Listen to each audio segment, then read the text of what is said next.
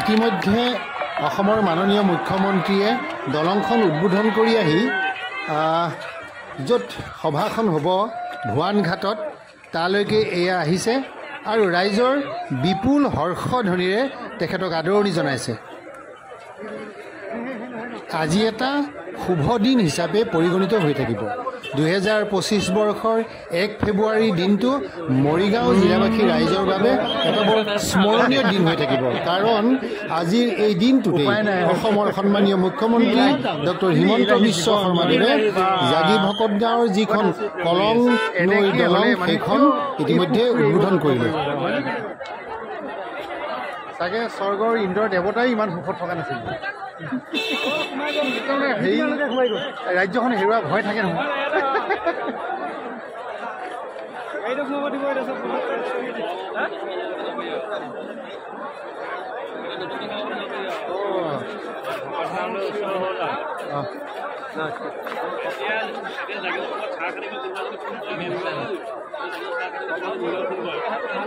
তাকেইটো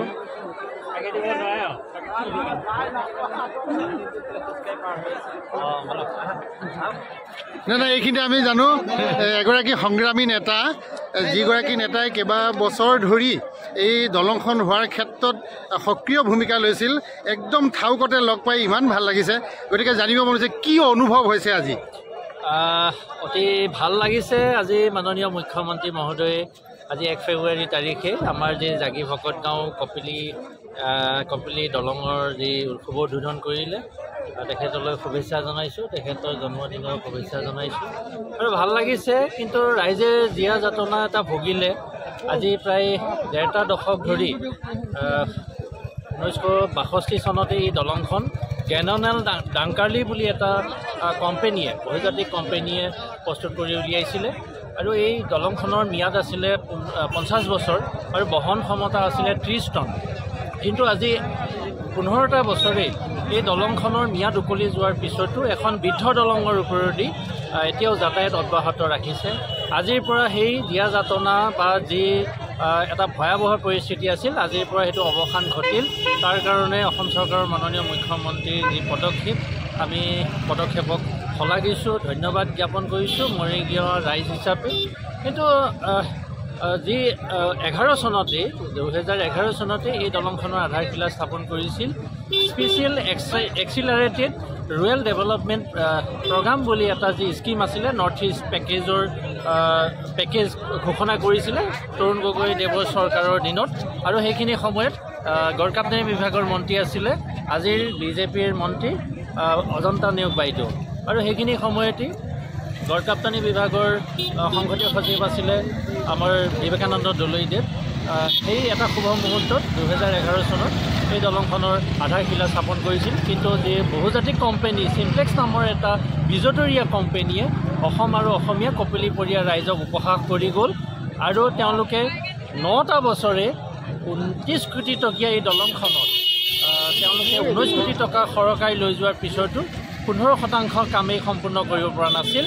তেওঁলোকে কৈছিল যে এটা খুঁটাত কিবা টেকনিকেল ডিফেক্ট আহিছে, ফল্ট আহিছে, আৰু সেইখিনি আমি গোটেই মৰিগাঁও জিলাৰ যি 6টাকৈ সংগঠন, সেই সংগঠনৰ বেনাৰত আমি একত্ৰিত হৈ কপিলী নদী নিৰ্মাণ দাবী সমিতি বুলি গঠন কৰি তাৰ সভাপতি নীলেশ্বৰ শইকীয়াদেৱ, বিশিষ্ট আমাৰ শিক্ষক, এই অঞ্চলৰ বয়োজ্যেষ্ঠ ব্যক্তি, আৰু এই অভাজনক মোক সম্পাদক হিচাপে লৈ 5-6 সংগঠনে এখন উমৈহতীয়া মঞ্চ প্ৰস্তুত কৰি আমি সেইখিনি সময়ত চিমপ্লেক্সৰ যি AGM assistant general manager Subrata Mukherjee ডাঙৰীয়াক কলিকতাৰ পৰা আমি তলব কৰাই জিলা প্ৰশাসনৰ জৰিয়তে আমি সেইখিনি সময়ত আমাৰ মৰিগাঁৱৰ উপায়ুক্ত আছিল ঋতুৰাজ বৰা ডাঙৰীয়া আৰু আৰক্ষী অধীক্ষক আছিলে স্বপ্ননীল ডেকা ডাঙৰীয়া। সেইখিনি সময়ত তেওঁলোকৰ দুয়োগৰাকীৰ প্ৰচেষ্টাত আমি তেওঁলোকক মতাই আনি আৰু ৰাষ্ট্ৰীয় ঘাইপথ প্ৰাধিকৰণৰ কেইবাজনো টেকনিকেল বিষয়া, এক্সিকিউটিভ ইঞ্জিনিয়াৰ, এই সকলোকে মতাই আনি এখন উচ্চস্তৰীয় যি আমি বৈঠক কৰিলোঁ। সেই বৈঠকৰ ফলশ্ৰুতি হিচাপে জাগি ভকত গাঁৱৰ যি চক আছে, চাৰিআলি আছে, তাত পোনপ্ৰথমবাৰৰ বাবে ট্ৰেফিকৰ ব্যৱস্থা কৰিলে আৰু যি পুৰণা দলংখন গেননেল ডাংকাৰ্লিয়ে যি প্ৰস্তুত কৰিছিলে 1962 চনতে, সেই দলংখনৰ বহন ক্ষমতা যদিও 30 টন আছিলে, এই 30 টনটো 15 টন ঘোষণা কৰিলে। সেই 15 টনৰ ওপৰত তেওঁলোকে কোনো গধুৰ যান বাহন বা ট্ৰাক আদি মালবাহী ট্ৰাক আদি পাৰ হ'ব নিদিব বুলি এটা ব্যৱস্থা কৰা হ'ল। সেইকাৰণে হয়তো দলংখন ৰক্ষা পৰিলে আৰু এই নতুন দলংখন আজি শুভ উন্মোচন কৰালৈকে কোনো এটা হানি বিঘিনিৰ সৃষ্টি নহ'ল বা বিশেষ কোনো দুৰ্ঘটনাৰ সৃষ্টি নহ'ল। আৰু জানে যে 40 লাখ টকা ব্যয়েৰে আমাৰ সেই আন্দোলনৰ ফলশ্ৰুতি আমাৰ যিখন পুৰণা ব্ৰিজ আছিলে মতিৰাম বৰাদেৱৰ দিনতে, সেইখিনি সময়ৰ অসমৰ মুখ্যমন্ত্ৰী স্বৰ্গীয় আমাৰ বিমলা প্ৰসাদ চলিহাদেৱৰ যি চৰকাৰ আছিলে, সেই চৰকাৰৰ গড়কাপ্তানি মন্ত্ৰী আছিলে আমাৰ মৰিগাঁৱৰে মুক্তি যুঁজাৰু প্ৰয়াত মতিৰাম বৰাদেৱ। তেখেতৰ দিনতে কামপুৰ আৰু এই আমাৰ যি জাগি ভকত গাঁৱত দুখনকৈ কপিলী নদীৰ ওপৰত ছিংগল দলঙৰ ব্যৱস্থা কৰিছিল। আৰু এই ছিংগল দলংখনৰ ৰক্ষা কৰিবৰ কাৰণে আমি 2019 চনত যি আমাৰ আন্দোলন আছিলে, সেই আন্দোলনটোত নতশিৰ হৈ বা তেওঁলোকে জিলা প্ৰশাসন আৰু ৰাষ্ট্ৰীয় ঘাইপথ প্ৰাধিকৰণে 40 লাখ টকা ব্যয়েৰে এটা কেমিকেল ইনজেকশ্যনৰ ব্যৱস্থা কৰিলে। দলংখন ফুটা কৰি প্ৰায় 10,000 মান ফুটা কৰি তেওঁলোকে কেমিকেল তেওঁলোকে সেই কংক্ৰিটটোত তেওঁলোকে ভৰাই দিলে আৰু যাৰ ফলত সেই দলংখন শক্তিশালী হৈ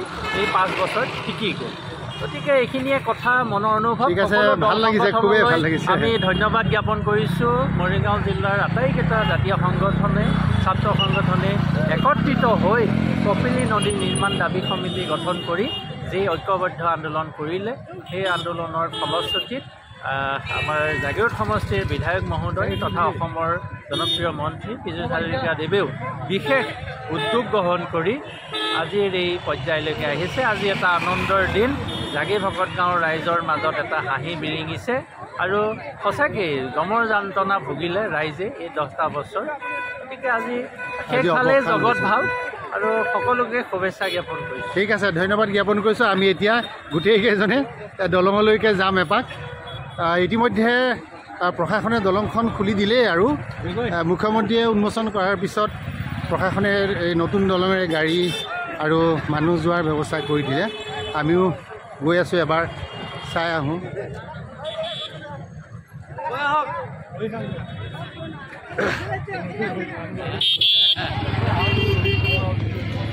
কেনেকুৱা লাগিছে? কেনেকুৱা লাগিছে? মনটো ভাল লাগিছেনে? দলংখন ভাল লাগিছে, বঢ়িয়া লাগিছে। এয়া নতুন দলঙেৰে আৰম্ভ হৈছে আজিৰ পৰা।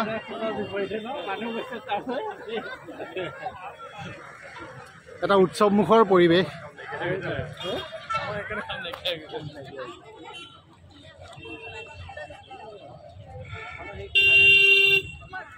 কিছু পুৰণা কথালৈ মনত পৰিছে। মাঘ মাহ আহিলেই, জোনবিল মেলা হ'লেই যিটো আমাৰ দুৰ্যোগ হয় পুৰণা দলং আৰু মানে মানুহ অহা যোৱা কৰিবৰ বাবে, সেই দুৰ্যোগটো চাগে এতিয়াৰ পৰা নাইকিয়া হ'ব আৰু। গতিকে আজিৰ পৰা ৰাইজৰ বাবে বৰ সুবিধা হ'ল। সকলোৰে মুখতে একোটিকৈ হাঁহি বিৰিঙি উঠিছে আচলতে দলংখন পায়।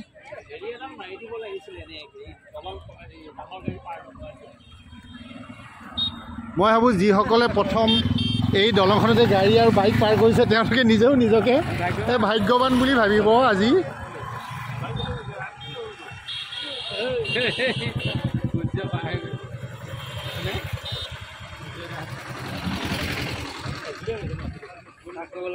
বনাব নোৱাৰিলে দেখিলে পাৰ হৈ বনাই দিলোঁ।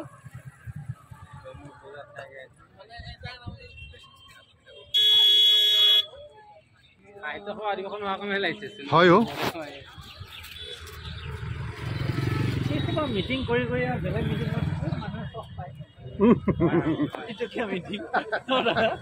একেবাৰে সত্য কথা।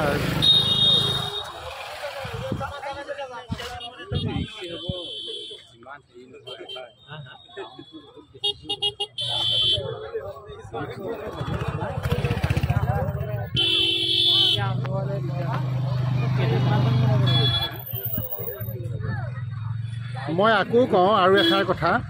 ইতিমধ্যে কালি ফেচবুক পেজত দিছিলোঁ যে আমি যাতে এই দলংখনক ৰাজহুৱা সম্পত্তিক নিজৰ সম্পত্তি বুলি ভাবি ব্যৱহাৰ কৰোঁ।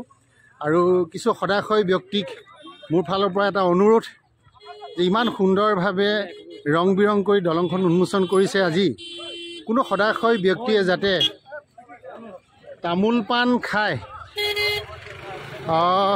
পিক নেপেলায়, শিখৰ খাই পিক নেপেলায়, দলঙৰ যিটো সৌন্দৰ্য এই সৌন্দৰ্য যাতে লাঘৱ নকৰে, দৃষ্টিকটো যাতে নকৰে, তাৰ বাবে অনুৰোধ জনাইছোঁ। কাৰণ আৰু কেইদিনমানৰ পিছত যেতিয়া হুৰা হুৰে গাড়ী চলিব তেতিয়া নিশ্চয় কোনোবা যাত্ৰীয়ে ইয়াতে তামোলৰ পিক পেলাব, শিখৰৰ পিক পেলাব।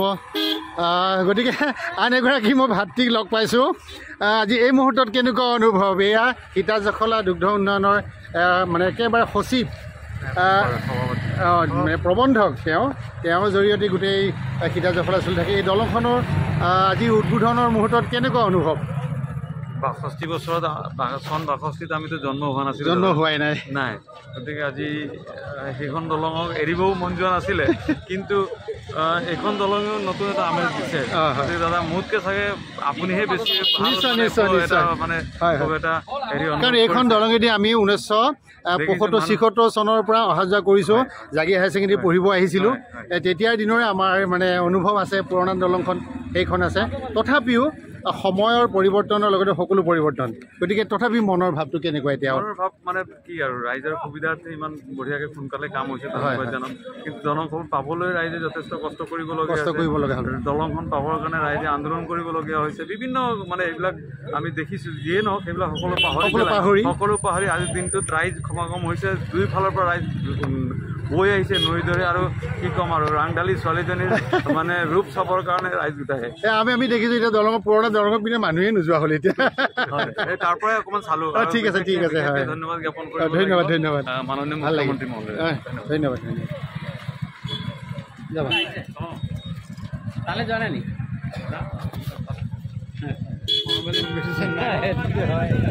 এয়া এনেদৰে আমি সকলোৱে লগ লাগি আছোঁ। এতিয়া দলংখনৰ ওপৰতে ৰৈ আছোঁ। ভাল লাগিছে গৈ কথা পাতি গৈ আছোঁ। বিভিন্নজনে বিভিন্ন ধৰণে চেলফি লৈছে। এই স্মৃতিবোৰ ৰাখিবলৈ যত্ন কৰিছে। আচলতে এইটো প্ৰত্যেকৰ কাৰণে হয়েই বাৰু, কাৰণ কিমান বছৰৰ সাধনা, কিমান বছৰৰ বিপদসংকুল হৈও আছিলে আৰু মানে একলেনযুক্ত ক'ব লাগিব, এপথীয়া আছিলে। গতিকে যিয়ে নহওক আজি দুইফালেদি গাড়ী অহা যোৱা কৰিছে, হয়নে? চাইডৰ আমাৰ দুয়োফালে থকা এই আমাৰ আৰক্ষীসকলৰ তেখেতসকলৰ আজিৰ পৰা অকণমান মুক্তি হৈছে আৰু ভাল লাগিছে। সেইবাবে সঁচাকৈ এটা আনন্দৰ মুহূৰ্ত। আৰু ছবিটো দেখি এনেকুৱা লাগিছে এটা নান্দনিক পৰিৱেশ, যেন আমি ব্ৰহ্মপুত্ৰৰ হেৰিয়াত সিপিনে ভকতগাঁও, এই গোটেই বৃহত্তৰ জাগিৰ ভকতগাঁও অঞ্চলে যিটো এটা সংস্কৃতি আৰু ঐতিহ্য বহন কৰি আহিছিলে, এই ঐতিহ্যটো ক'ৰবাত নহয় ক'ৰবাত আৰু অধিক ইয়াত মানে এটা হেৰি খান্দিছে আৰু মানে ৰহণ খান্দিছে। আৰু নিশ্চয় এই কলঙেদিয়ে আহোমৰো এটা গতিপথ আছিলে। মানে এই কলঙেদিয়ে জোঙাল বলুহেও মানে ব্ৰহ্মপুত্ৰলৈ মাছ মাৰিবলৈ গৈছিলে। এই কলঙে যিহেতু কলঙৰ ইতিহাস ক'বলৈ গ'লে বহুত ক'ব লাগিব। একেবাৰে কলং পাৰত দেৱকান্ত বৰুৱাৰ যি কবিতা আছিলে, সেই কবিতাবোৰলৈ মনত পৰিছে এতিয়া।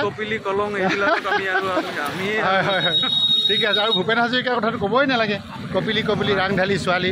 কিন্তু আচলতে আমাৰ কি হৈছে এতিয়া, আমি এটা হয়, কিন্তু আমি এই মুহূৰ্তত এটা কথা ক'ব বিচাৰিছোঁ। আমি জাগি ভকতগাঁও শাখা সাহিত্য সভাই এটা অনুৰোধ জনাইছিলোঁ যে আচলতে এইখন হৈছে কলং সুঁতি নৈ। আজি আমি যিখন দলং উন্মোচন মুখ্যমন্ত্ৰীয়ে কৰিলে, কলং সুঁতি নৈৰ ওপৰহে দলং এখন। আমি কেতিয়াবা ভুল কৰোঁ। আমি যেতিয়া পঢ়িছিলোঁ মানচিত্ৰত লিখা আছিলে কলং সুঁতি নৈ, কিন্তু এতিয়া বহুতে কপিলি বুলিহে কয়। এই কথাটোত কিছু বিতৰ্ক থাকিলেও আমি ভাবোঁ কিন্তু এইখন আচলতে কলংহে। ইয়াৰ নামটো যদিও কপিলি ব্ৰিজ দিছে, আমি অনুৰোধ জনাব বিচাৰিম যে এইখন আছে কলঙৰ দলংহে হ'ব লাগে। এই কলঙেদি গৈয়ে ব্ৰহ্মপুত্ৰত পৰিছে।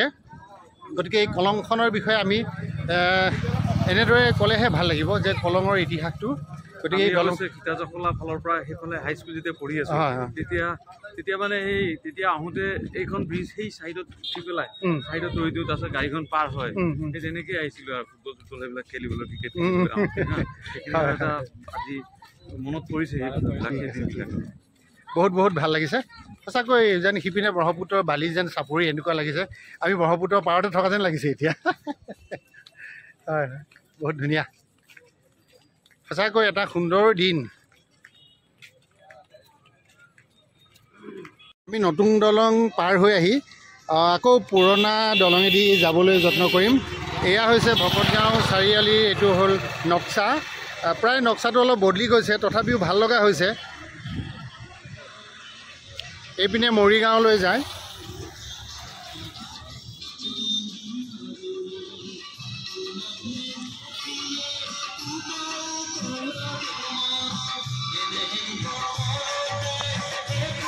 এইফালে এনেকৈ পবিতৰালৈ মায়ঙলৈ যাব পাৰি। এইটো আছিলে পুৰণা চাৰিআলিটো আছিলে ভকতগাঁৱৰ। আজিৰ পৰা ইয়াৰ কিছু ঠিকনা সলনি নহ'লেও অলপ পৰিৱৰ্তন হ'ব।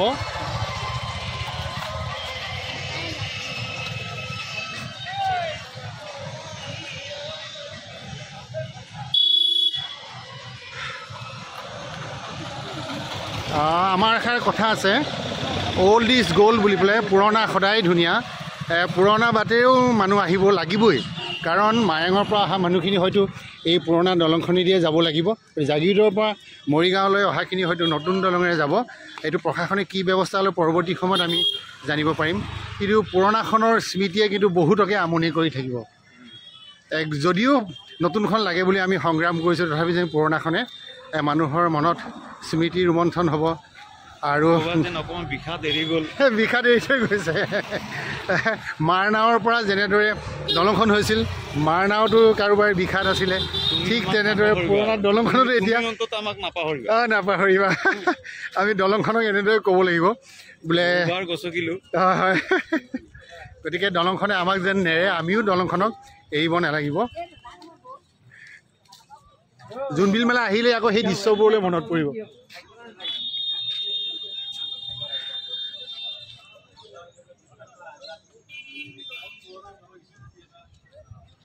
লঘু বাহনখিনি দিব লগাই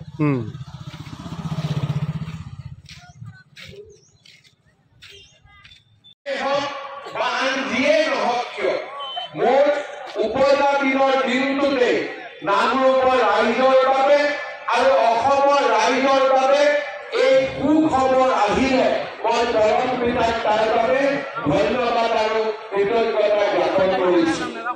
শ্ৰদ্ধা ৰাইজ, আজিৰ দিনটো মৰিগাঁও ৰাইজৰ বাবে এটা অতিকে গুৰুত্বপূৰ্ণ দিন। জাগিৰোড আৰু মৰিগাঁও একত্ৰিত কৰিবৰ বাবে ভাৰত চৰকাৰে আমাৰ ৰাষ্ট্ৰীয় ঘাইপথ নিৰ্মাণ কৰিছিল। যি অসুবিধা